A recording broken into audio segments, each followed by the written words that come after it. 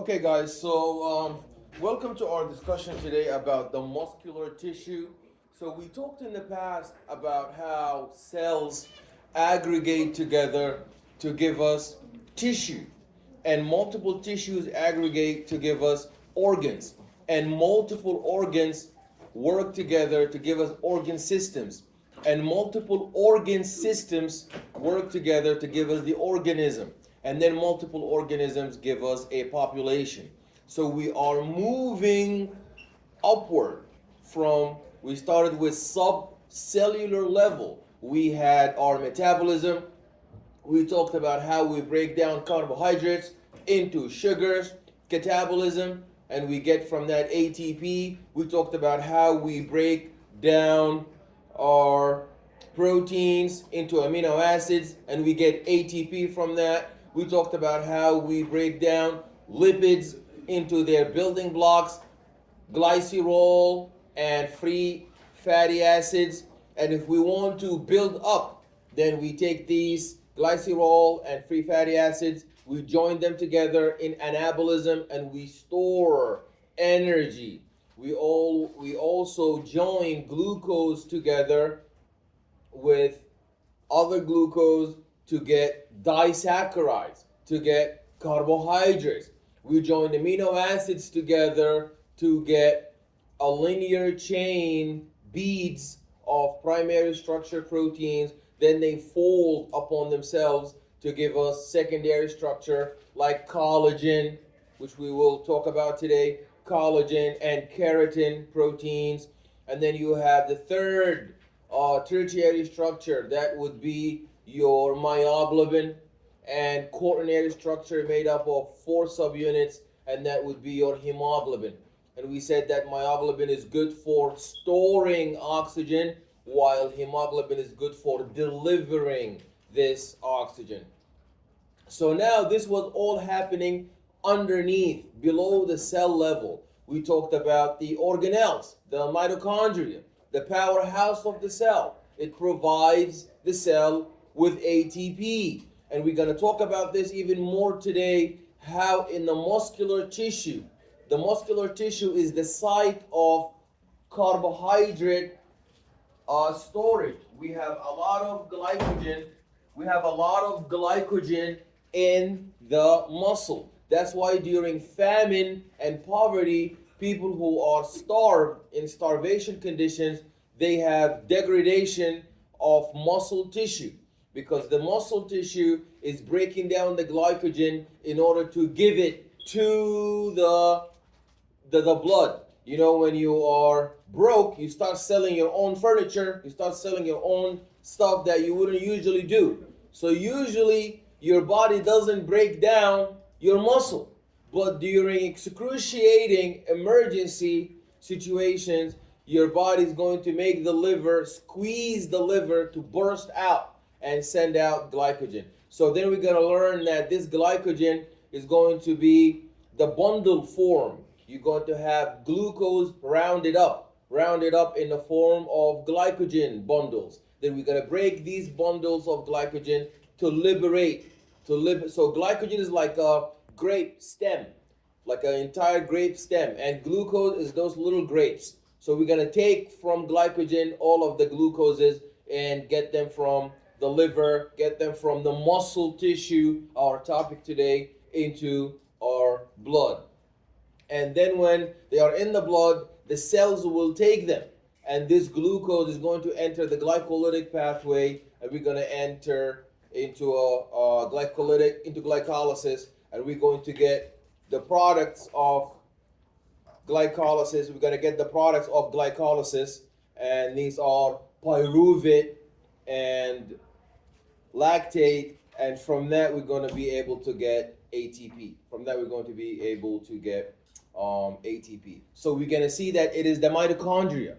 This is where that happens. This is where glycolysis, this is where the electron transport chain takes place, and that's how we get our ATP. So we're going to see a connection between our muscle tissue and metabolism, a connection between our muscle tissue and making ATP inside the cell. and making ATP in the mitochondria. And that is what we learned in the past. The mitochondria being the powerhouse of the cell, and the mitochondria being the killer of the cell in apoptosis. So in apoptosis, you would have programmed cell death. Who is responsible for that? It's the mitochondria.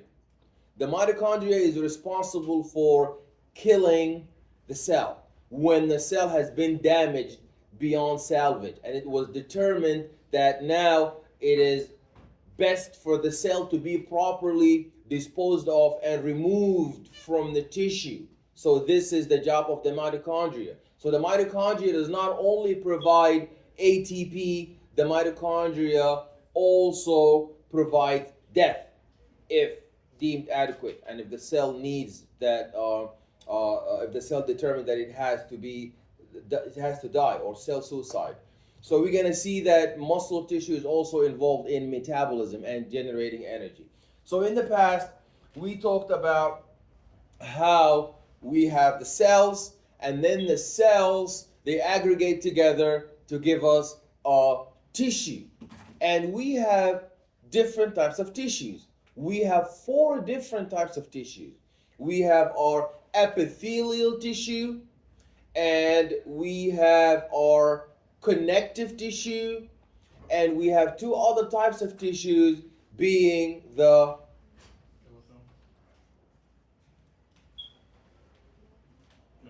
yeah I'm sorry, muscle. muscle, yeah, the muscle tissue, and the 4th one is the nervous tissue. And we said that 2 out of these 4 are excitable tissues.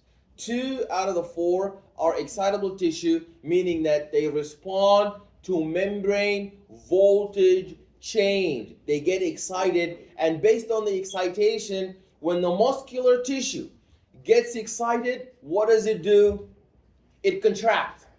While the nervous tissue, once it gets excited, it does not contract. What does it do?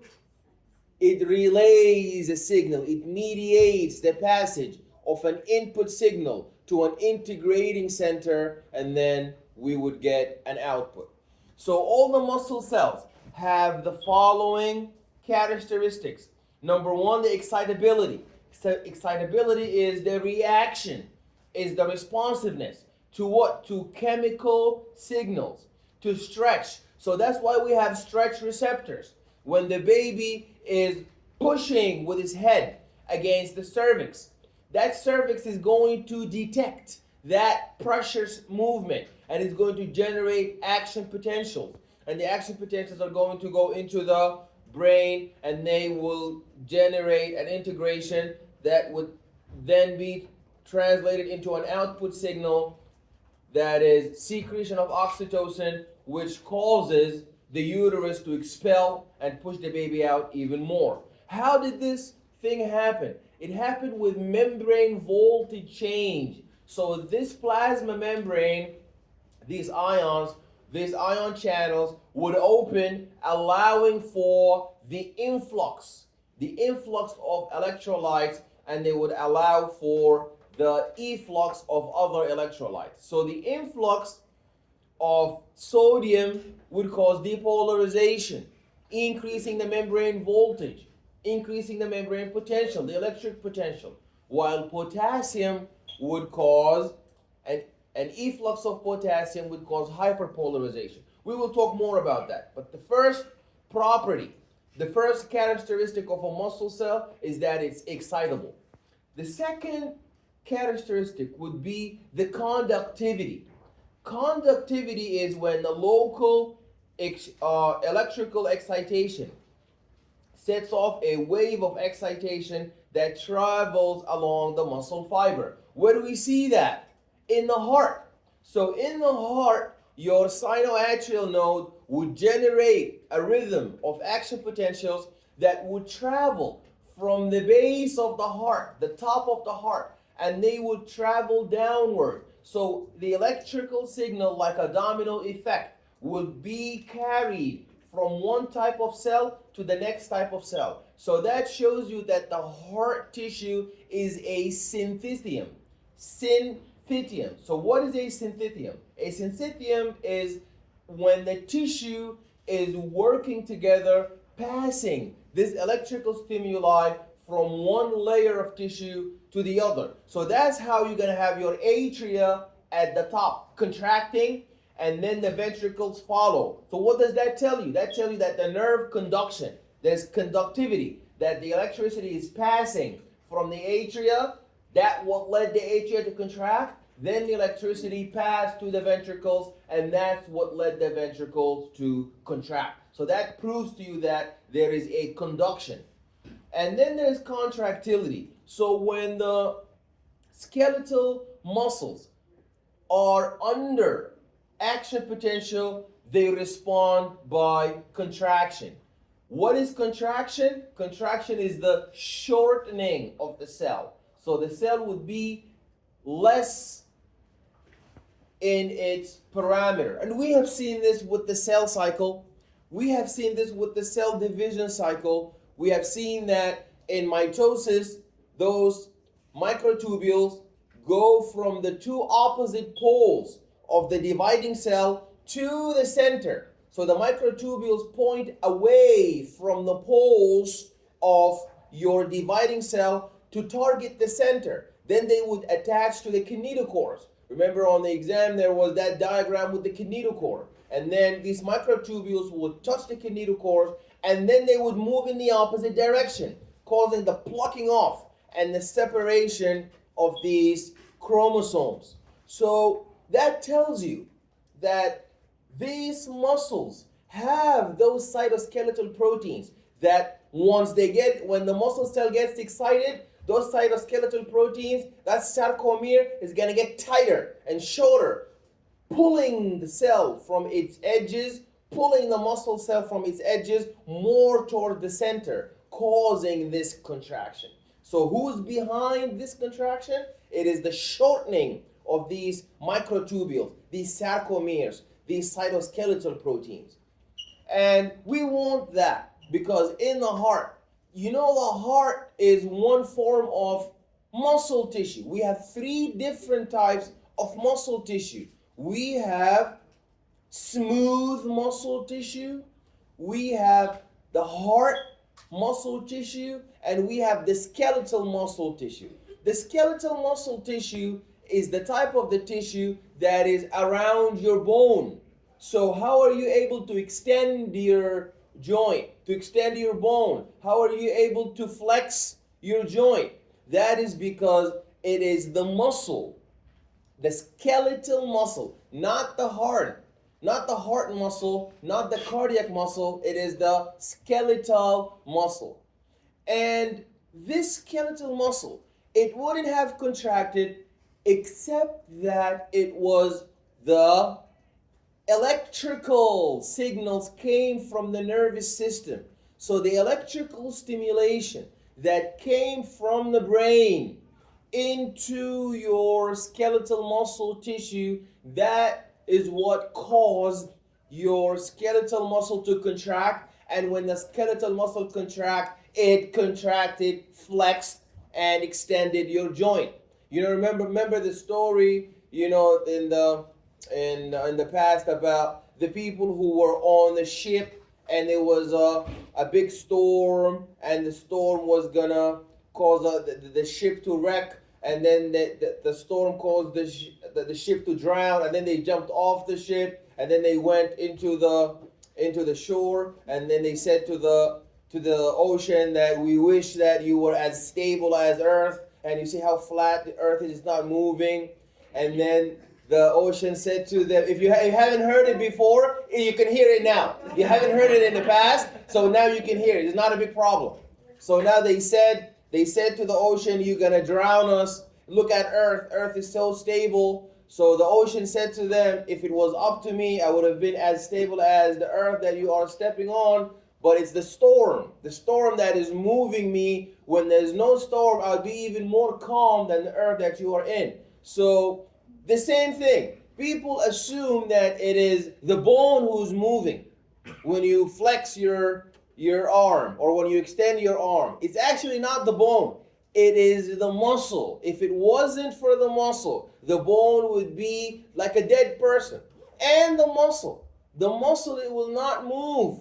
The muscle is not going to move except that it is the nervous system sending the action potential. These membrane voltage changes, that's what causes the muscles to contract, and that's what causes the bone tissue to flex and extend. So that's a very important property. We see, so you have to understand that we have three different types of muscle tissue. We have our skeletal muscle in our joint, in our bone, attached to our bones. That's your biceps brachii, your tricep brachii, your brachialis, and so on. Then you have the other type of muscle tissue. What is that? Besides the skeletal muscle tissue, what's the second type of muscle tissue that we have in our body? The cardiac. Excellent. So the cardiac muscle tissue, that is your only found in your heart, and it is full of a lot of cytoskeletal proteins. Remember, when we began this course, I was telling you that every cell will only look as what it needs to do. Remember, the knife is sharp so it can cut, the hammer is dull so it can hammer things down. So if you examine the histology of a cardiac myocyte, it is full of microtubules and cytoskeletal proteins because it needs to pump and contract and pump blood.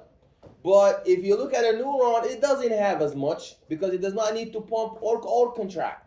So if you look also, you will see that this is important for us to have muscular tissue that will contract in our heart, because when the heart is a pump, is pumping blood with so much hydrostatic pressure that is going to go and perfuse the tissue and provide the tissue with oxygen, provide the tissue with nutrients, and remove from the tissue metabolic waste. And then there is the characteristic of the extensibility. So being able to stretch between contractions. So your muscular tissue is going to stretch and contract. So in a different cycle, in one phase there's contraction, the next phase relaxation. Contraction, relaxation. So the ability to relax after contracting, that is called extensibility. Extensibility. And then there is elasticity. Elasticity is when the muscle tissue is going to return to its original rest length after being stretched. So it only stretches in a little while, then it goes back into its original shape. Okay, so the skeletal muscle. The skeletal muscle is your muscle that are attached to the bone. Cardiac muscle does not attach to the bone. Smooth muscle does not attach to the bone. So the skeletal muscle is a voluntary striated muscle that usually attaches to the bone. And the striations are alternating light and dark transverse bands that result from the arrangement of internal contractile proteins. So the striations represent alternating light and dark transverse bands that result from the arrangement of internal contractile proteins. The voluntary skeletal muscle, meaning that the skeletal muscle movement is under the control of your cerebrum, under the control of the guidance of your conscious mind. When compared to the cardiac muscle and the smooth muscle, those are not under conscious control. Imagine you are responsible of ensuring that your heart contracts in order for the blood to supply the tissue. That doesn't make sense. So your heart is under involuntary parasympathetic control, while the muscle is not under the involuntary, but rather under voluntary. So you got to know this one, that your smooth muscles and your cardiac, heart muscles are under involuntary control, while the skeletal muscles are under voluntary cerebrum control. So the striations under the microscope represent light and dark transverse bands that result from the arrangement of the internal contractile proteins. So the skeletal muscle cells that are also called muscle fibers. Skeletal muscle cells are also called muscle fibers or myofibrils. And you see that there are light bands and dark bands. Why are there light bands and dark bands under the microscope in your skeletal muscle tissue? The dark bands represent thick muscular tissue because it has dense myosin proteins. These are the cytoskeletal proteins. And the light bands do not have as much myosin. They do have myosin, but not as much. Okay, so that shows you that the skeletal muscle fiber has a nuclei. Skeletal muscle fiber has a nuclei. You see the nuclei here, and this shows you a muscle fiber, and these are the nuclei. Why are the nuclei important? What's inside the nucleus? The DNA. So why do you need the DNA? That's how the cell is made. For the cell division cycle, for healing. Right. So when the muscle tissue is damaged, you need to regenerate and build more tissue in place of the tissue that was damaged and the tissue that was removed.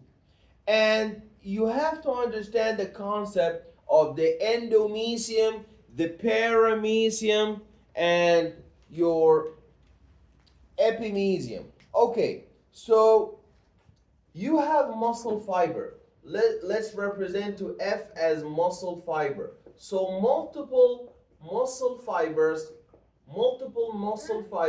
like that. Each muscle fiber is surrounded by the endomysium. So I'm gonna refer to this blue color as my endomysium. So you see, around every muscle fiber is endomysium, the blue endomysium.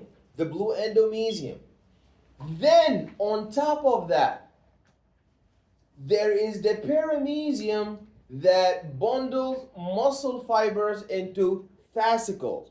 Then you have an extra layer of paramysium. So you have this orange paramysium that surrounds multiple fibers that are themselves surrounded by the endomysium. So this orange layer is your paramysium. So you actually have the cross section of your muscle tissue looks like that. The orange is the layer that makes for me my fascicle. So you see, you have endo because it is like, the endothelial layer. You have the lowest layer, there is the tunica intima, tunica media, tunica externa. These are the three layers. So the layer that is most inward, most attached to the blood, that is endo. So that's why the ones in blue, that is the endomysium surrounding the fiber. Then multiple endomysium. So you see, so you have each fiber surrounded by endomysium. And multiple fibers that are surrounded by endomysium are surrounded by the perimysium. So the orange is perimysium. Then you have the epimysium. The epimysium is the layer that surrounds all of them. So that's the epimysium. That's the outer layer. That is the epimysium. That's the epimysium.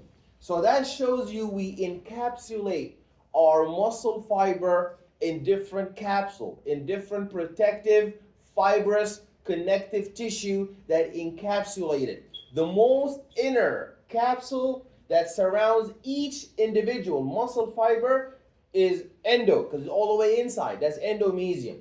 Then multiple fibers attached together are bundled like a six-pack. They are surrounded together all around by one capsule, and that is known as the perimysium. Then multiple fascicles will give me my entire muscle, and the entire muscle, like the green, is surrounded by an outer layer known as the epimysium. Then we arrive to our collagen. We said that collagen is what structure? Primary, secondary, and tertiary. Primary, secondary, or tertiary. Collagen. No, tertiary is your myoglobin. Myoglobin is tertiary. Primary, you cannot be a protein primary. Primary is a long linear chain that we wait for it to fold up upon itself. So we said that collagen and keratin are secondary. They just right after that long string of beads, that long string of amino acid fold upon itself to convert from a linear sequence into two dimensions. That's going to be collagen and keratin. Then if you fold even more upon yourself from the secondary structure, utilizing hydrogen bond and hydrophobic interactions and disulfide bridges, that's also going to cause extensive folding, which leads to tertiary structure. And then if you have multiple subunits like hemoglobin, 4 subunits, 2 alpha, 2 beta subunits, that's quaternary. So collagen is a form of secondary. Collagen is a form of secondary protein. So collagen is found in our bone. We know that from the bone lecture, in our bone tissue. And collagen stretches slightly under the tension, and it would recoil when released. And it resists excessive stretching, and it protects the muscle from injury. It returns the muscle to its resting length. The collagen returns the muscle into its resting length, and it contributes to the power output and the muscle efficiency. Now, let's look at the anatomy and the structure of this muscular tissue that we are studying.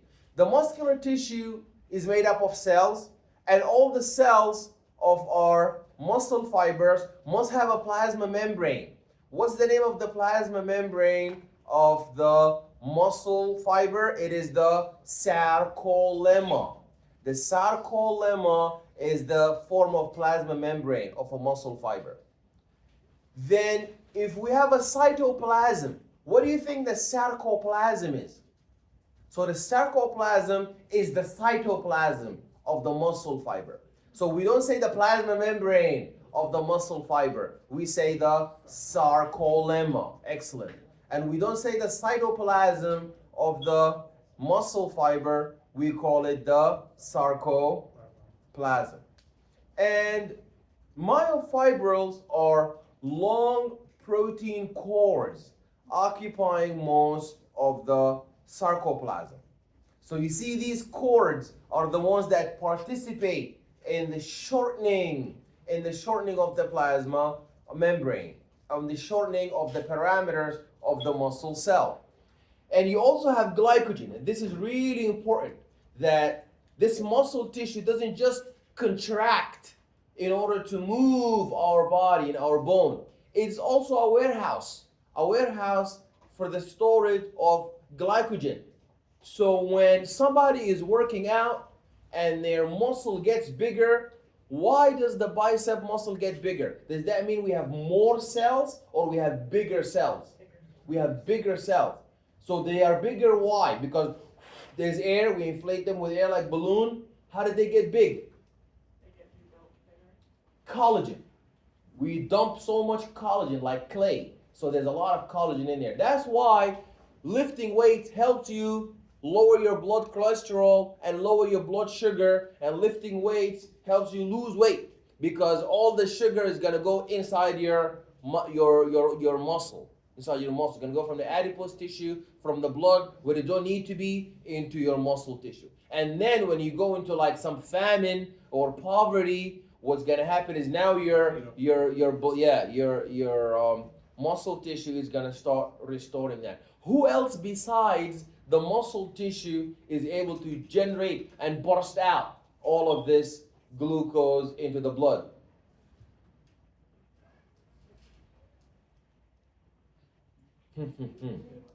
I said it. So we said that besides the warehouse being your muscle, it's full of glycogen. So in starvation condition, your muscles provide breakdown of glycogen to liberate glucose like the grape from that grape stem. Who else does that? It's not just your muscles. There's another organ in your body that does that. Pancreas is too small to be a storage site. I'm sorry? Liver. The liver. Excellent.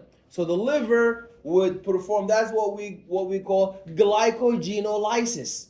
The liver is full of glycogen and we break that glycogen. So glycogen is a bundle of glucose. It's like grape full of glucoses.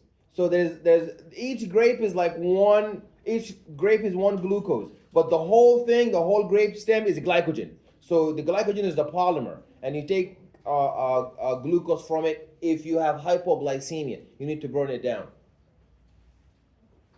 And then there's myoglobin. What did we say about myoglobin? Storage. Excellent. The storage of what? Sugar? Oxygen.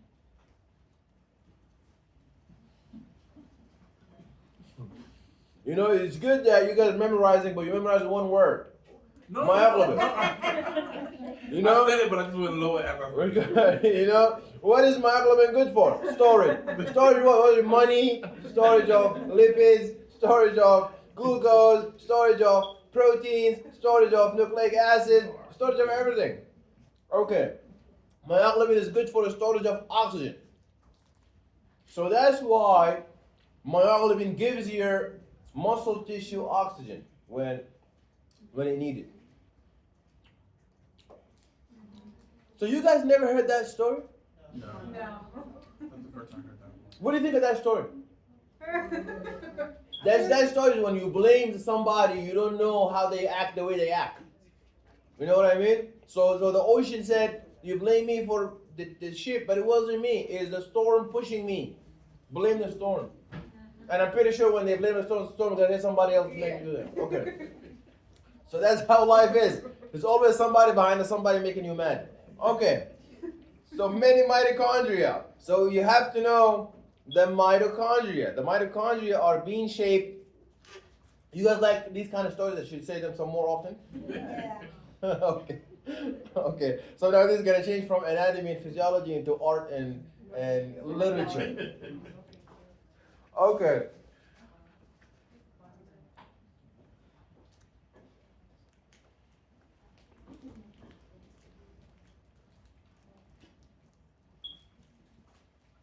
You guys want to go vote? Yeah. You want to go vote for me? Okay, so let's finish quick so you can go vote. You voted already? I voted for Obama, I'm done. I'm good. I'm not voting no more. It's a waste of time. He didn't do anything. I want to take my vote back. Okay. Many mitochondria. I vote for him. He's a nice guy. He put all the Muslim Guantanamo. Anyway. And then Trump will do a Muslim ban. Next month, Trump win, I'm not here. Where I go, you know where I went. Okay.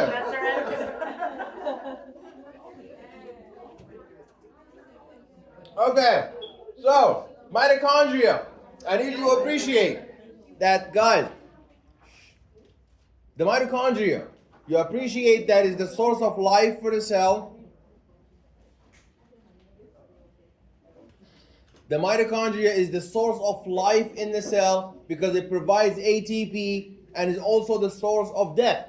So who can give me that paradox? This paradox. How could the mitochondria be the source of life and the source of death? How? How does the mitochondria give the cell life and it can also give the cell death?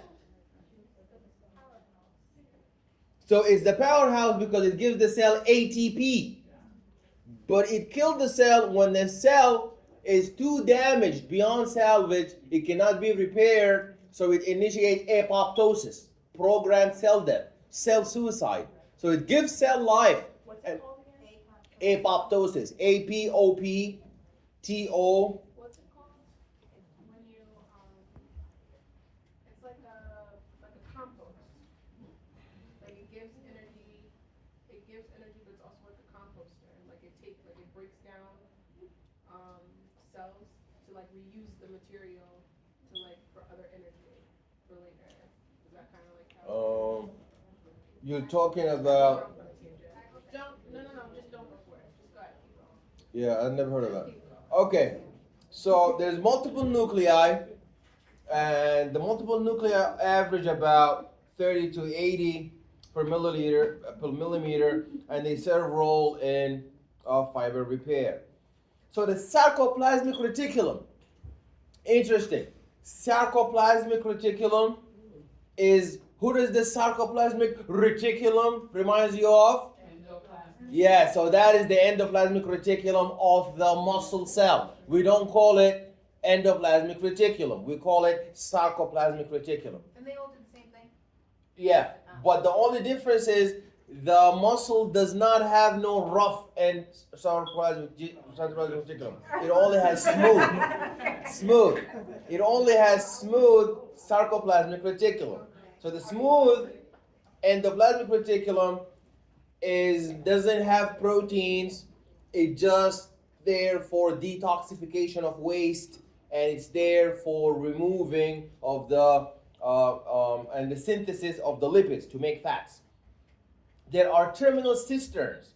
That is very important. What are the terminal cisterns important for? Terminal cisterns are important because they are the warehouse of calcium. That's where we store calcium. That's why they say calcium is good for the bone. Calcium also good for the muscle. Yes. Sorry. Could you just go back to the SR? What does it do? So the sarcoplasmic reticulum is the endoplasmic reticulum of the muscle cell, but it lacks the membrane-bound ribosome that makes it rough. That's why it's only smooth. And the smooth endoplasmic reticulum everywhere doesn't just have to be in the muscle tissue. It's important for detoxification of waste, and is also important for the synthesis and the making of lipids, storing lipids, break down lipids, lipid metabolism.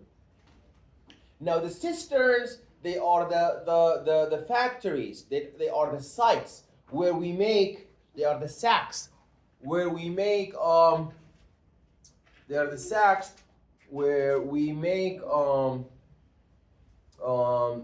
we store a lot of calcium which cross the muscle fiber from one side to the other. So acts as a calcium reservoir. It releases calcium through the channels to activate the contraction. So within the cisterns, the calcium is bound to a protein called calsequestrin. That name is so defining. Calsequestrin. Calcium. Sequestering. So that protein is responsible for sequestering calcium. So that means when we need our calcium, it's gonna let it out. It's like the correction officer. You know, keep all the prisoners inside. So the calsequestering is gonna sequester all the calcium. So within the cistern, calcium is bound to a protein called calsequestrin. Where in the cistern? So look here. Terminal cistern. The cisterns is where we store our calcium. What are the cisterns, Salome? What is a cistern? Yeah. A cistern is a storage vessel. of what? Storage place of. Storage place of fats, of lipids, of oxygen, of calcium, of potassium, of what? Excellent, excellent, very good. Okay, so it acts as a, you see the mouse? It acts as a calcium reservoir, and it releases calcium through the channels to activate contraction. To activate contraction. So within the cisterns, calcium is bound to a protein called calsequestrin. Calsequestrin. But once it comes out, it's going to let go of calsequestrin and it's going to be liberated to be used. Liberated? Yeah, liberated like came out. Yeah. Yeah, emancipated. Yeah. The emancipation of calcium. Okay. Transverse tubules. Transverse tubules are tubular infoldings of the sarcolemma which penetrate through the cell and emerge on the other side. So each T tubule has two terminal cisterns that are associated with it on either side. So we are continuing now to investigate this structure of the muscle fiber. So you have the myoblast. You know, blast. Remember we talked about osteoblast? Now you have myoblast. So what do you think that is? What was osteoblast? Yeah, buildup of bone. These are the cells that build up bone. They secrete so much extracellular matrix, minerals, and then they retire. When they retire, they become what? These osteoblasts. Osteocytes, excellent. They become osteocyte. You know, the professor teaches so long, now he don't teach no more. He become old, retired, maybe do curriculum, do administrative work. The same thing, osteoblast in the beginning, they are building bone. But when they are building bone, they secrete. So how do we build bone?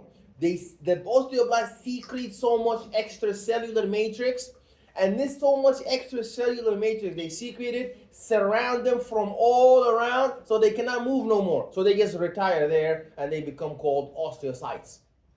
Now, osteoblasts, they don't make bone, they make muscle.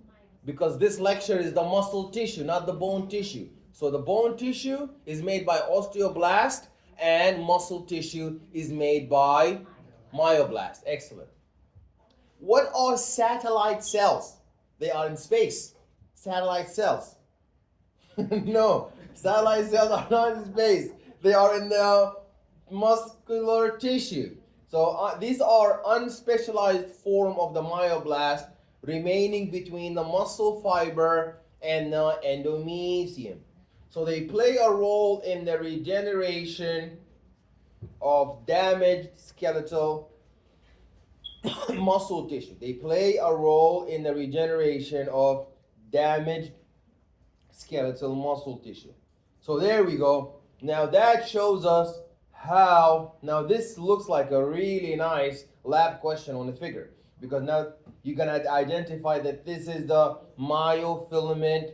These are the real myofilament surrounded, encapsulated with the endomysium to give you your myofibrils, and multiple myofibrils are going to come together and wrapped in sheath, wrapped in muscle fiber. Wait, so that this thing here is what we just drew? Yeah, you see? Yeah, this is not a... No, what's the myofibrils? Okay, the myofibrils are these big units here, and each myofibril is composed of multiple myofilaments. You see those little tubes? These are your myofilament. These are your muscle cells. And aggregate of them, multiple myofilaments come together to give you a myofibril. Okay. So the myofibril is multiple bundles, sticks. So that's why the muscle cell look is very elongated. The muscle cell is elongated tissue because it needs to contract. So when it contracts, it pull your arm, pull your leg. When it relax, it extends. It contract, it flex. Relax, extends. So the myofibrils are composed of muscle filaments, also known as myofilaments. There are three kinds of myofilaments. Now we already alluded to that. Why do we have thick filaments and why do you have thin filaments? So we call them thick and thin because, or dark and light, because of the color and the microscope. So when it's light, why is it light? Why is one dark? Why is one dark? Why is one light? It's the amount of myosin. Dark has a density. Yeah, good. So the more myosin, the more dark. The less myosin, the more light. So the thick filaments are made up of several hundred myosin molecules, and myosin is a motor protein, and each molecule is shaped like a golf club. You see the golf club? 2 golf clubs. That's you gotta know your myosin. I guarantee you're gonna see a figure like that on the exam asking you, what is that? Is that actin? Is it tropomyosin? Is it myosin? Is it a myofibril? Is it a myofilament? So you know the golf head? That is definitely your myosin. So made of 100, so the thick filament has a lot. It's made up of 100 myosin molecules, and myosin is a motor protein. So each molecule is shaped like a golf club with 2 chains intertwined to form a shaft-like tail and a double globular head. The heads are directed outward in a helical array around the bundle, and the heads on one half of the thick filament angle to the left, while the heads on the other half angle to the right. And there's a bare zone from the name, the bare zone. It has no heads in the middle. You see the bare, that's the bare zone. You see the bare zone is empty, it has no myosin heads, it has no actin. That's why they call it the bare zone. So on the exam, why was the bare zone called bare zone? Because it lacks, it does not have any myosin heads in the middle. So that is your myosin molecule. You see, that's one myosin. Look at the thick filament. How many myosin does it have? 1, 2, 3, 4, 5, 6, 7, 8, 9, 10, 11. It has about 100. That's why it is so thick. It has 100 of those. 100 of those myosins. Now let's look at the thin filament now. The thin filament is composed not of myosin, but it's composed of 3 different protein types. The first one is the fibrous actin, and there is tropomyosin and troponin. So the fibrous actin represents 2 intertwined strands of globular G-actin subunits, and each with an active site that can bind to head of the myosin molecule. So the 2 intertwined strands of globular G-actin subunits, each with an active site that can bind to the head of the myosin molecule. Tropomyosin. Tropomyosin blocks 6 or 7 active sites on the G-actin subunits. And troponin is small calcium binding protein on each tropomyosin molecule. That's your myosin. That's your thick filament, and this is a tropomyosin. There you go. That is your thin filament. It has no tropo, it has no myosin, right? Only tropomyosin. This belt, see this blue belt? That's tropomyosin. What's this yellow complex? That's troponin. What's those red proteins? These are your actin. So that's your thin filament. The thick filament, this is thick filament, has a lot of myosin. Thin filament has no myosin, has tropomyosin, troponin, and G-actin. So what's happening here? You see this yellow complex? What do you think underneath? If we remove this troponin complex, this yellow troponin complex, if you remove it out of the way, what's going to be behind it? A hole. What's going to go inside the hole? this head, the head of the myosin. So when troponin is removed, the hole is exposed, the cavity is exposed, and the myosin goes inside it, and that's what causes the movement of the contraction. So you see, that's the troponin. So on the exam, they can point to this. What is that? Actin, myosin, troponin, tropomyosin. That's your tropomyosin. And this is the troponin complex. Once you remove the troponin complex, removing the troponin complex, behind it is the cavity. You will see now. So there we go. That's how our molecular structure of the thick and thin filaments. So these guys are going to reach out.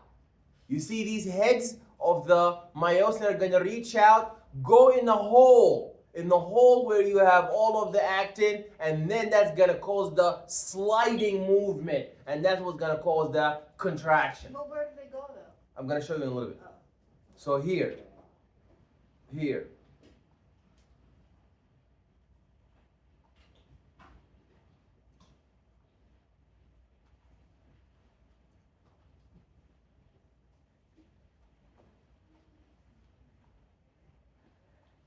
right here, you see? Okay.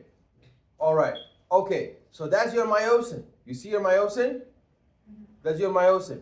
And that's your troponin covering with tropomyosin the holes in your actin. Now you see moved away. You see the arrow? You see my mouse? The arrow moved away. That means troponin moved away. What made troponin move away is the calcium. You see the calcium? You see where my mouse is? If there is no calcium, you will see troponin covering the hole. But if calcium binds troponin, troponin is going to move away, like the arrow point away, the hole is exposed. Who's going to bind to the hole? The head of myosin. There we go. And then ADP, adenine diphosphate, is going to cause the contraction. And ATP, adenine triphosphate, is going to cause the relaxation. That's why in rigor mortis, the people who are dead, their bone, their muscle is so contracted because it is locked in the state of contraction. Because who do we need for relaxation? ATP. You need calcium for contraction. And ADP, you see, ADP went contracting. But in order to relax, you see, ATP went this direction, ADP caused the movement in this direction. But ATP came, caused it to dislocate, and then that's going to cause the relaxation. So it is ATP is the cause of the breaking of the cross bridge. But dead people cannot make ATP because they're dead. That's why the muscle is going to be in a state of contraction. The muscle is going to be in a state of contraction terminally because you need ATP. People think that contraction is the movement, you need ATP. No, it's the other way around. The ADP causes the contraction, but the ATP causes relaxation. And you remember that with rigor mortis, when the people who are dead, they cannot make ATP, so they cannot relax. If ATP was important for contraction, then their body would be relaxed because it cannot contract, but it's ADP. So they're stuck with ATP. Yeah, they're stuck with ADP, yeah. For about 48 hours, then it just goes, the whole thing just falls apart. The whole structure, the cross bridge, the myosin, because remember they're stuck together. And you need ATP to relax. And ATP hasn't been there for 48 hours and the whole thing just falls apart. Okay, so back to where we were. So that's our bare zone, this is our actin, and this is our myosin.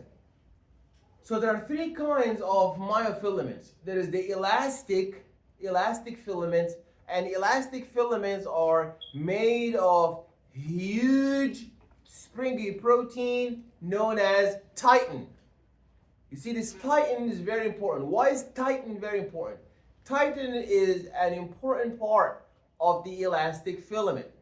It runs through the core of the thin filament and anchor it to the Z disc and the M line. It anchors it to the Z disc and the M line. It helps stabilize and position the thick filament. It helps stabilize and position the thick filament. They prevent the overstretching and provide the recoil. Of the myofilaments, myosin and actin are contractile proteins. They do the work of contraction. They do the work of contraction. So tropomyosin and troponin would act as regulatory proteins.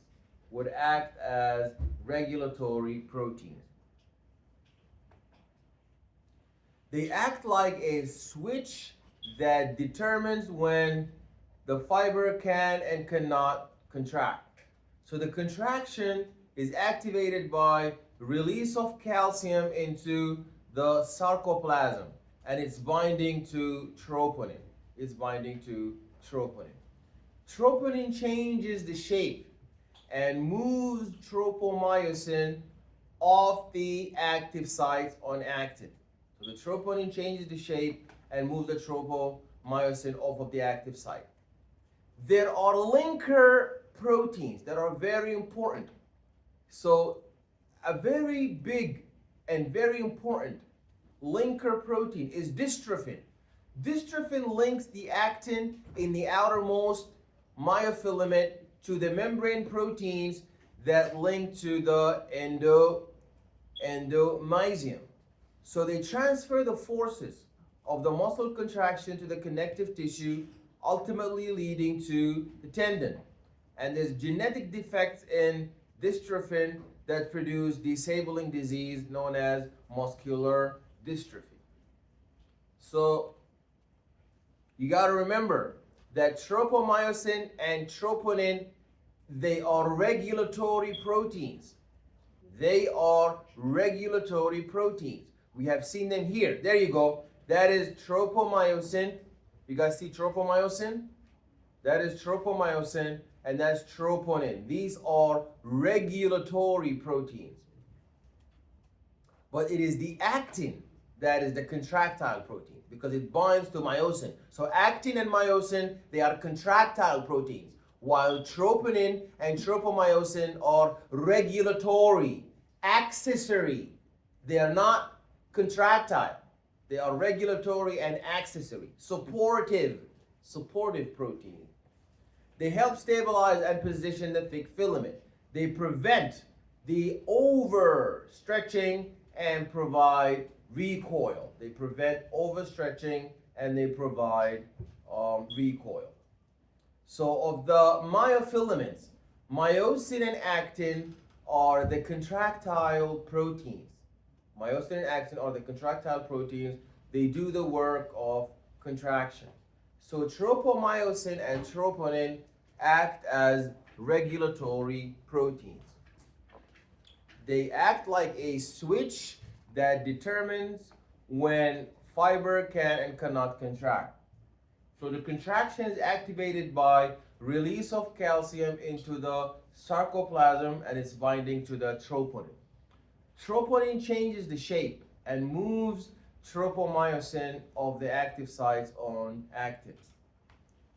There are several other proteins associated with myofilaments to anchor, align, and regulate them. Dystrophin links actin in the outermost myofilaments to the membrane proteins that link to the endomysium. And there are genetic defects, a disease known as Duchenne's muscular dystrophy. So please look here. This is dystrophin in red. This dystrophin is a linker molecule, is a protein, obviously, is not a sugar, is not a lipid, is not a nucleic acid, is a protein. And who is it connecting? What is this? That's your sarcolemma. That's your plasma membrane of the muscle fiber. And this is the basal lamina. The basal lamina is the basal lamina is where there's linking of the protein, and then there's the endomysium. So the dystrophin is going to link the actin, thin filament, to the sarcolemma, and there is a thick filament and elastic filament. There's a thick filament, and this is the elastic filament. So you see, who is dystrophin always attached to? Excellent, the thin filament. It does not, the thin filament is, who's the thin filament? Actin. And who's the thick filament? The thick filament is? Who's the thick, if the thin filament is actin, who's the thick filament? Myosin.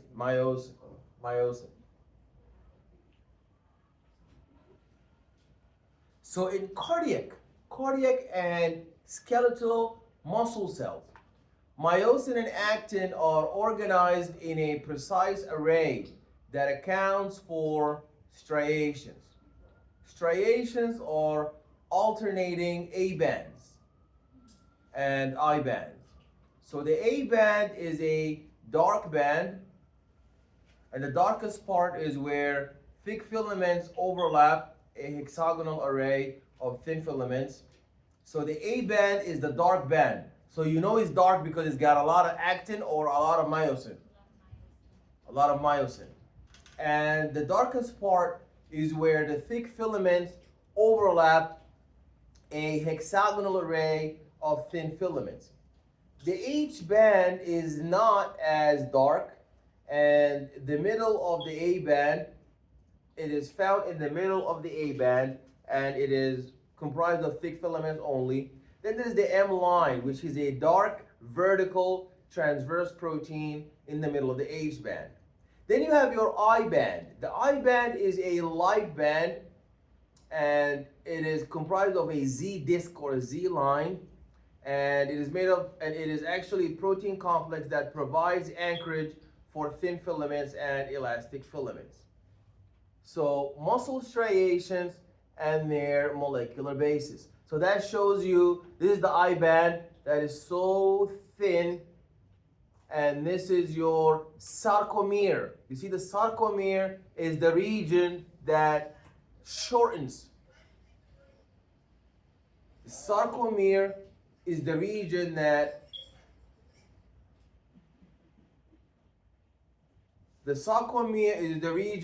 shortens to cause this contraction. You see, this is the sarcomere extending from a Z line to the next Z line. And then you have your H band. This H band includes this bare area, and there's this M line that is transverse. The sarcomere is the segment from the Z disc to the next Z disc. It is the functional contractile unit of a muscle fiber. There you go. It is the functional contractile unit of a muscle fiber. You see, from here to here. That's the functional contractile unit of a muscle fiber. So striations are alternating A bands that are dark, and there's I bands, these are light. So the A bands are dark bands, and they are the darkest part. The darkest part is where the thick filaments overlap a hexagonal array of thin filaments. The H band is not as dark, and the middle of the A band, they are found here.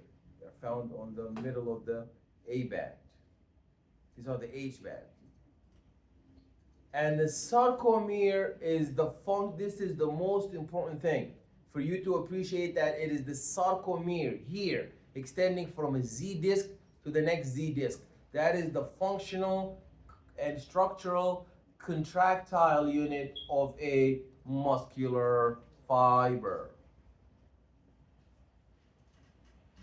The nerve-muscle relationship.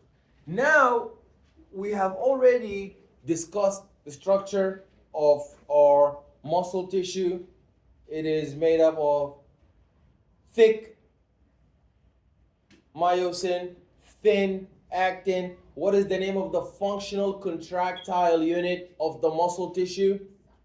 The sarcomere. Now we also know that this muscle tissue is excitable. Who else is excitable? The nervous tissue. Well, both of them are excitable.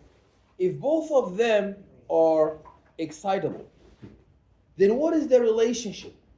What is the relationship between the muscle tissue and the nerve tissue? Well, you have to first understand that in your central nervous system, you have the computer, you have the cell body. So the cell body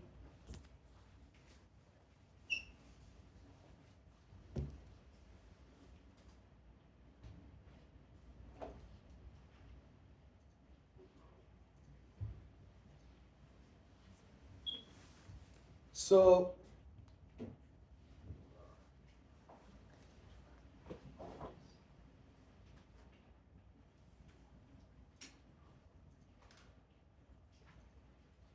okay, so you have cell bodies that are found either in the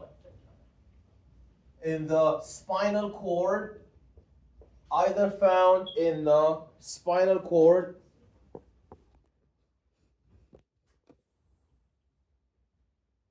You have cell bodies that are found in the spinal cord, or the brain, and they have the cell body. The cell body is where the integration happens. The cell body is where the integration happens. The integration and the processing and the integration take place in the cell body. Then the cell body sends out an output through an axon, through a nerve axon. Now this nerve axon, it can innervate multiple muscle tissue, multiple muscle cells. When it innervates multiple muscle cells, this is known as because remember, that's nerve, that's nerve, and that's muscle. So this is known as the neuromuscular junction. So in the neuromuscular junction, you have the nerve terminal and you have the muscle. The muscle sarcolemma. Remember, the muscle cell membrane is known as sarcolemma, and it is made up of multiple evaginations. It is multiple fold. Why is it folded up like that? Just like the intestine, you have the microvilli folded up in order to increase surface area. Excellent. So here we also increase the surface area to receive as much acetylcholine as possible. So here you have, this is the synapse in the middle, synapse. This is the synapse, while this here is your post-synaptic membrane represented by the sarcolemma. And you have your receptors, acetylcholine receptors. So what happens is the nerve is going to send action potentials. When these action potentials arrive at the neuromuscular junction, also known as NMJ, neuromuscular junction, also known as motor end plate, and there you're going to have motor end plate. There you're going to have acetylcholine is going to exocytosis, is going to exit out. So the action potential, when the action potential arrives to the end of the motor nerve plate, is going to lead the vesicles to butt off to exocytosis, exocytosis. So all of the acetylcholine is going to start binding to the acetylcholine receptors at the postsynaptic terminal in the sarcolemma. Once it binds here, the action potential is going to go into the M tubule, and that M tubule is going to pass a lot of calcium, and the calcium is going to go to troponin, and troponin is going to remove tropomyosin, exposing the holes, and then tropomyosin is going to bind to actin to cause the contraction. So it began with the nerve and ended with the contraction. So when we see the figure, it's going to make more sense. This is just an overall illustration. Yes? What is it, acetylcholine bind to? The acetylcholine binds to the acetylcholine receptor. It binds to the receptor at the postsynaptic terminal. So we're going to see this. We're going to see this now in the figure.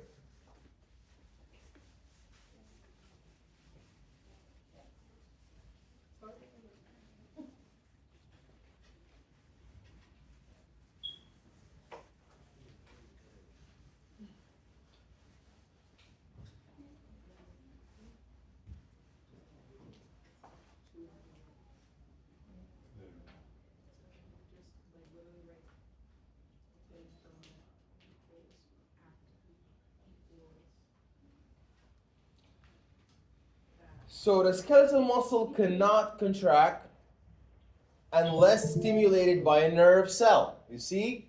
And if the nerve connections are severed or poisoned, a muscle is paralyzed.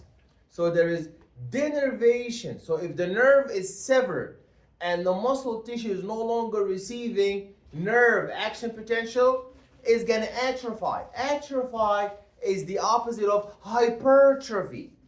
So hypertrophy, increase in thickness. Atrophy is the weakness and the deterioration. So paralyzed people who cannot walk, you would find that their muscles in their legs, in their thigh, are very weak.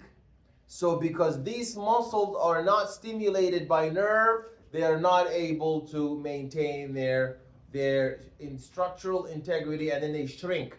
So that is known as denervation atrophy. It's because they are de-innervated. They have no innervation. That's why they call it denervation atrophy. That is the shrinkage of paralyzed muscle when the nerve remains disconnected. So the skeletal muscle cannot contract unless stimulated by a nerve. So if the nerve connections are severed or poisoned, a muscle is paralyzed and may waste away, known as denervation atrophy. So the skeletal muscle cells are served by somatic motor neurons. So the nerve cells whose cell bodies are in the brainstem and the spinal cord that serve the skeletal muscles. So their axons are called somatic motor fibers, and they lead to the skeletal muscle. And each nerve fiber branches out to a number of muscle fibers. And each muscle fiber is supplied by only one motor neuron. Why did we call the motor neuron a motor neuron? Because it's a nerve that innervates a muscle to cause motor activity. It's very important to appreciate that the skeletal muscle cells are served by somatic motor neurons, and the nerve cells whose cell bodies, we said that the cell bodies are in the brain, the brainstem, and the spinal cord. They serve the skeletal muscles, and their axons are called somatic motor fibers. These really long axons that come from the central nervous system all the way to the skeletal muscles, these are known as the somatic motor fibers. So each nerve fiber branches out to a number of muscle fibers, and each muscle fiber is supplied by only one motor neuron. So the motor neurons and motor units. The motor unit is a one nerve fiber and all the muscle, so it is a one nerve fiber and all the muscle fibers are innervated by it. They behave as a functional unit. So you have muscle fibers of one motor unit, and they're all dispersed throughout the muscle, and they contract in unison. And they produce weak contraction over a wide area. And they provide the ability to sustain long-term contraction as the motor units take turns contracting. Effective contraction usually requires the contraction of several motor units all at once. So the average motor unit contains 200 muscle fibers that are distributed across as 100 fascicles. So the small motor unit provides a fine degree of control. So the motor units vary in size. So for an example, the eye and the hand muscles are controlled by motor units with only 3 to 5 muscle fibers. What does that mean? So for example, we have a learning unit here. You have one professor, 30 students. That's one unit. In your body, if one nerve innervates just a little bit of muscle, 3 to 4 muscles, that's one unit. And then you can have one nerve innervate about 1,000 muscle fibers. So what's the significance? Well, then think about it. One professor who's teaching 10 students, while one professor who's lecturing 1,000 in an auditorium. Who do you think is learning more? Yeah, so that is exactly what happens. In your fingertips, you have fine touch. You can feel a needle. But in your back, you do not have as much sensitivity. So in a place where you are most sensitive to touch, do you think you have one nerve with a little bit, about 2 to 3 fibers per nerve, or do you think you have 1,000 nerves, 1,000 muscles per one nerve? Yeah, if you are so specialized, able to detect fine needle touch, that means you have 1 to 1 or 1 to 3, 1 to 4, just a little bit. That shows high specificity. But if you are in the skeleton, like your biceps, that's so general. You can have about one nerve innervating 1,000 fibrils. So this is the important significance that you have to make. That the lower ratio is always one nerve. But how many muscle fibers is it innervating? Is the one nerve innervating 2 to 3? Then that's fine touch. If one nerve is innervating 500, 300, then that's just so general. Okay?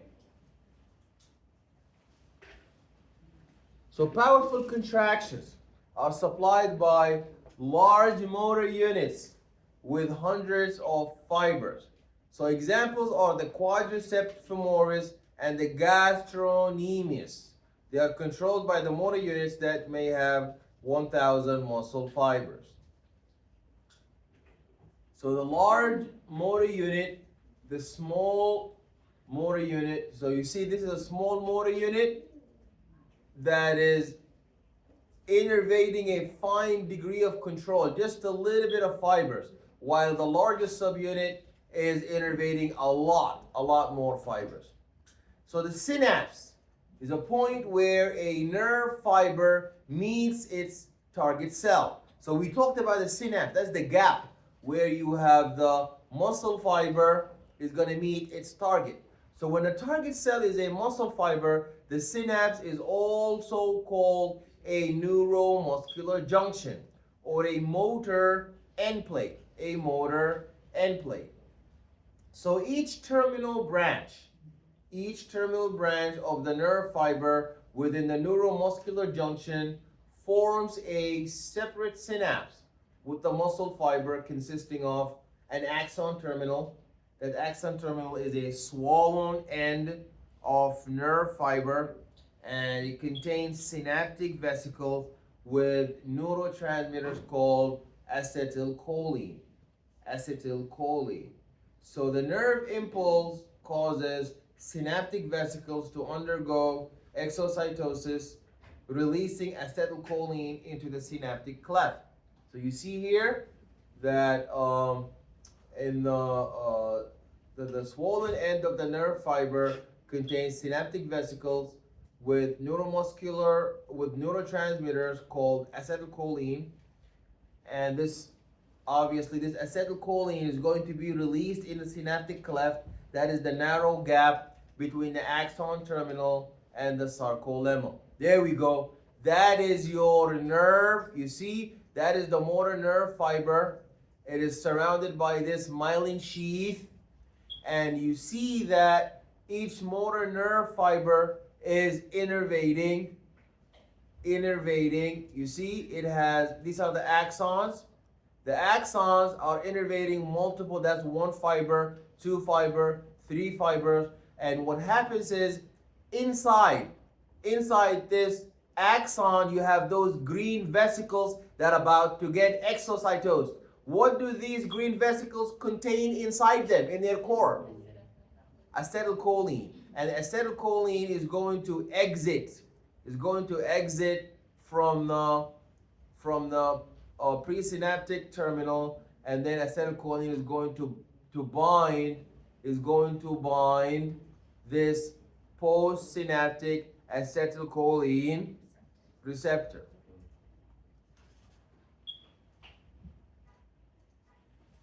The structure and function of the neuromuscular junction. The structure and function of the neuromuscular junction.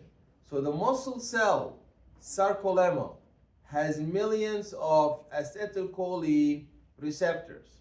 And these are proteins that respond to acetylcholine.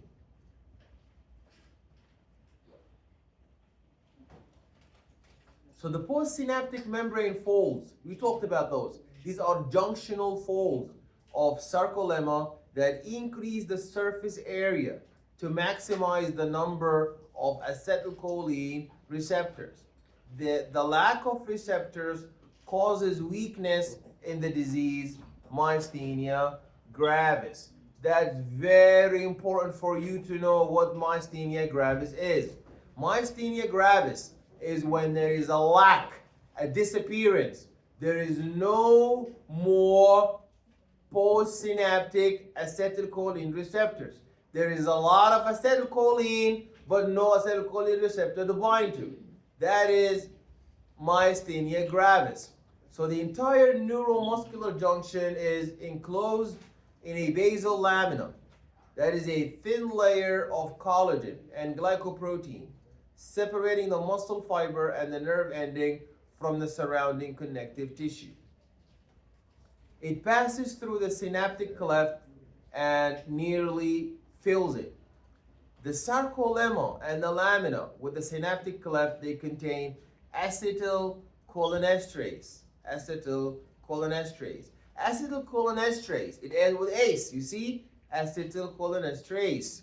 Acetylcholinesterase is an enzyme that breaks down acetylcholine, allowing for relaxation. Breaks down acetylcholine, allowing for relaxation. So the muscle fibers and the nerve cells are electrically excitable cells. These are electrically excitable cells. Their membranes exhibit voltage changes in response to stimulation. So the muscle fibers and the nerve cells are electrically excitable cells, and their membranes exhibit voltage changes in response to stimulation. So the electrophysiology, when we talk about electrophysiology, that is the study of the electrical activity of the cells. The electrical activity depends on the concentration differences in ions in the intracellular fluid versus the extracellular fluid. The intracellular fluid contains greater concentration of negative anions. So the negatively charged proteins, nucleic acids, and phosphates are found more on the inside of the cell than the outside. So the membrane is polarized, meaning that it contains a net negative charge on the inside compared to the outside. And the intercellular fluid has more potassium ions than the extracellular fluid. And extracellular fluid has more sodium ions than the intracellular fluid. So that shows us that in order to generate an action potential, you have to be able to facilitate for an influx from an area of a positive electrical potential to an area of a negative electrical potential. So what happens is that the sodium potassium ATPase, the sodium potassium ATPase is responsible. The sodium potassium ATPase is responsible for ensuring that we have this disequilibrium. So when you have a disequilibrium, you have the ability to allow sodium to influx to the inside of the cell from the outside, from a lot of sodium outside to a little bit inside. So if people get bitten by a cobra, this sodium potassium ATPase is damaged. So just like a dead person, if you take a sample of the fluid inside the cell of a dead person and you take a fluid from the sample of solution that is outside the cell membrane of the cells of a dead person, you will see that both of them have a disequilibrium, and you will see that they are isotonic, they're equal actually. So because now we no longer have a disequilibrium, all of the sodium outside is equal to the sodium inside, and all of the potassium inside is equal to the potassium outside. You're never going to have an action potential, because action potential means that sodium has to flow inside the cell to generate depolarization. But the cell is going to say, this person is dead, and sodium potassium ATPase needs ATP. There's no ATP, so sodium potassium ATPase is not working. So now we're not going to be able to send back out all of the sodium that leaked in. So we no longer have a disequilibrium, and therefore we will not be able to generate an action potential. We're no longer going to be able to generate an action potential.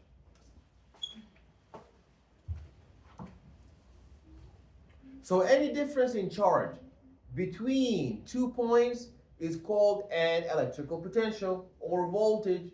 So in an unstimulated or resting cell, the plasma membrane is electrically polarized, charged with negative resting membrane potential. So in a stimulated cell, the ion channels in the membrane open, allowing for sodium to flow into the cell down its electrochemical gradient, and that causes depolarization of the membrane. Then the additional ion channels allow the potassium to flow out of the cell, and that causes repolarization of the membrane. So the up and down voltage shift is called action potential. We talked about the action potential. So toxins interfering with synaptic function can paralyze the muscles. So some pesticides contain cholinesterase inhibitors. So if you have a cholinesterase inhibitor, you're no longer going to be able to destroy acetylcholine. So that means you will have an ongoing acetylcholine stimulation of these postsynaptic receptors, these postsynaptic acetylcholine receptors, and that's going to lead to increased stimulation of the neuron to the muscle cell. That causes excessive spasticity, excessive flaccidity, and that's going to cause paralysis, and that's going to cause tremor, because there is excessive stimulation by the acetylcholine, because we don't have the cholinesterase. So yeah, that's what happened with Parkinson. So some pesticides, they contain cholinesterase inhibitor, so they destroy cholinesterase. So now you're going to have ongoing acetylcholine that binds to the more acetylcholine that binds to the receptors. So tetanus is, or also known as lockjaw, is a form of spastic paralysis that is caused by the toxin Clostridium tetani. Clostridium tetani. So Clostridium tetani is a form of paralysis where you have glycine in the spinal cord normally stop to monitor neurons from producing unwanted muscle contractions. So tetanus toxin blocks glycine and release in the spinal cord, and they cause overstimulation and spastic paralysis of the muscles. So the flaccid paralysis, the neuromuscular toxins and the paralysis. So flaccid paralysis is a state in which the muscles are limp and they cannot contract. And here you would have curare. Curare competes with acetylcholine for receptor sites, but it does not stimulate the muscles. So here you would have the same problem. You would have a competitive binder that would bind to the acetylcholine receptors, but it will not elicit the same function. So it's as if you have no acetylcholine, and then you're not going to be able to generate an action potential on the postsynaptic terminal. So they have that on the South American natives, blowgun darts. You know, when they like throw that blowgun and then it hits your thigh, you can't move anymore, because what happens here is you have something that is very similar to acetylcholine, but it is not acetylcholine. So it competitively binds with acetylcholine. It displaces acetylcholine and binds in the place of acetylcholine, but then there would be no action potential. Just binds, but no action, like a key that would go inside your the doorknob, but it doesn't open the knob. So this curare is gonna bind the acetylcholine receptor, but it's not going to stimulate a downstream signal transduction cascade, and we're not gonna have a target pathway. We're not gonna have an effect that's gonna unfold at the other end. In botulism, you would have a type of food poisoning caused by a neuromuscular toxin that is secreted by the bacterium Clostridium botulinum. It blocks the release of the acetylcholine, causing the flaccid paralysis. The Botox is a cosmetic injection that is used for the wrinkle removal. So the skeletal muscle participates in the excitation. Excitation is when the action potential in the motor nerve fiber leads to action potentials in the muscle fiber. So from the nerve fiber, you have acetylcholine that's going to initiate in the postsynaptic terminal an action potential. Then you're going to have excitation, contraction coupling, and these are events that link the action potential on the sarcolemma to the activation of the myofilaments, and thereby preparing them to contract. And in the contraction, it is the step in which the muscle fiber develops tension and will start to shorten. So we begin with an excitation where the action potential in the motor nerve fiber would lead to action potential in the muscle fiber. Then you would have the excitation contraction coupling, and these are events that link the action potentials on the sarcolemma to the activation of the myofilaments, and thereby preparing them to contract. And then you would have the successful contraction, where it is the step in which the muscle fiber develops tension and may shorten. And in the relaxation, you would have the end of the contraction, and the muscle fiber relaxes and returns to resting length. So the arrival of the nerve signal. You would have the nerve signal arriving to the end plate, and then as a result, you have acetylcholine that is going to get liberated from the end plate. And that's gonna, you see that acetylcholine in green? Acetylcholine green is gonna arrive at the nerve terminal. Then it's got, you see the evaginations to increase the surface area. And then acetylcholine is gonna bind these acetylcholine receptors. And this acetylcholine is gonna bind to the receptor, causing the receptor to open. When the receptor is a channel that opens, that allows for the entry of sodium and the exit of potassium. Entry of sodium and the exit of potassium. And the opening of the ligand regulated ion gate. And that's the creation of the end plate potential. So the opening of the voltage regulated ion gates. This is the voltage regulated ion gates. They show a creation of the action potential. So the opening of a voltage regulated ion gate, and you see that we have sodium influxing and potassium effluxing. Sodium influxing and potassium effluxing. So the action potential is propagated down the T tubules.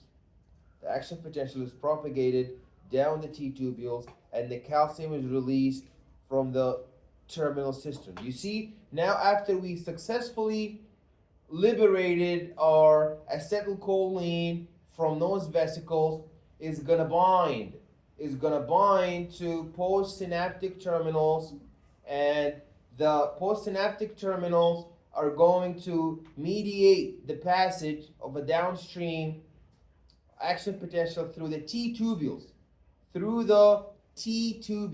And action potentials are propagated down the T tubules, and the calcium is released from the terminal cisterns. The calcium is released from the terminal cistern. Then the calcium would go and bind to the troponin. Then troponin is going to, you see the arrow is pointing out, meaning that calcium bind to troponin, and that dragged and removed tropomyosin away, exposing this empty cavity. And there's a shifting of the tropomyosin, exposing the active site on the actin. Okay, so hydrolysis of ATP to ADP. So here it's very important for you to make the connection that in ATP, we are able to relax. So the actual binding, the actual movement of the myosin head binding to this cavity here is triggered by the ADP. So the hydrolysis of ATP to ADP causes the activation and the cocking movement of myosin head, and that is known as the recovery stroke. So you see the formation of myosin act, that is the formation of myosin actin cross bridge. As the formation of the myosin actin cross bridge. So the power stroke is sliding of the thin filament over the thick filament. Sliding of the thin filament over the thick filament. So this is the binding of a new ATP, breaking of the cross. So this shows the binding of a new ATP and the breaking of the cross bridge.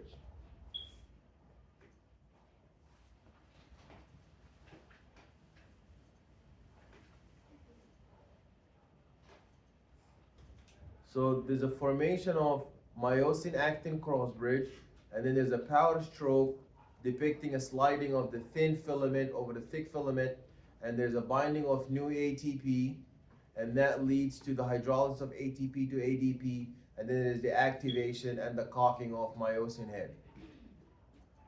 You see that the cessation of the nervous stimulation and acetylcholine release. And you see acetylcholine breakdown by acetylcholinesterase. That's acetylcholine breakdown by acetylcholinesterase. Then there is reabsorption of calcium ions by the sarcoplasmic reticulum. And then there is a loss of calcium ions from troponin, and that's going to cause the return of tropomyosin to the position blocking. You see now the active site, the holes are no longer exposed. They are blocked because calcium is not there. And then ATP has restored everything in place.